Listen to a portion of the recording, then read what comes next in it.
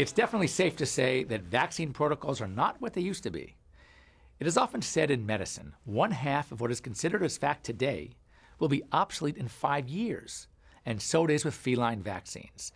The only protocol that still seems to be accepted by most is that kitten vaccines should be given for the upper respiratory diseases and for cat fever, ideally at 8 and 12 weeks of age, and even another at 16 weeks if deemed appropriate.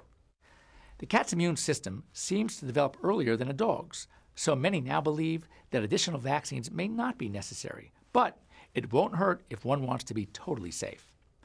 Whether your veterinarian opts for a kitten series of 2 sets or 3, for maximal protection, the series needs to be completed. As far as booster schedules and what vaccines should be given to your cats, there are so many opinions, we will cover the basics and leave the specifics up to you and your veterinarian who knows your cat the best. Most cats, indoor and outdoor, should be vaccinated against panleukopenia, also called cat fever or feline distemper, and the upper respiratory diseases like rhinotracheitis, calicivirus, and often even chlamydia. Booster revaccination is dependent on your cat's lifestyle, the prevalence of a particular disease in your area, and your veterinarian's recommendation.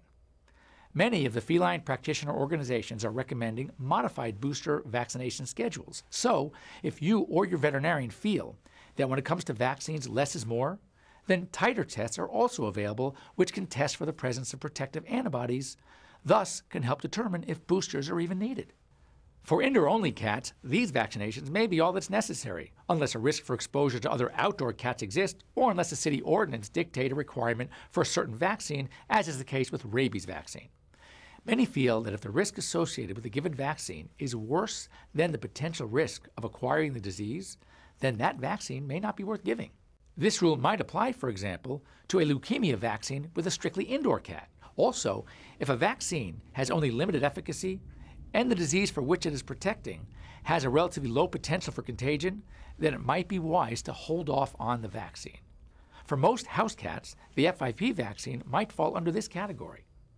The important lesson here is that vaccines should not be taken for granted. We want to make sure your cat stays healthy and protected from disease, but we also do not want to overstimulate your cat's immune system by vaccinating unnecessarily.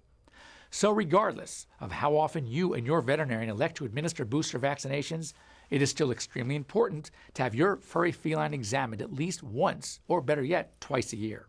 Why not take some time to discuss this very important topic with the one person who knows the medical needs of your cat the most and who always has your cat's best interest in mind, your veterinarian.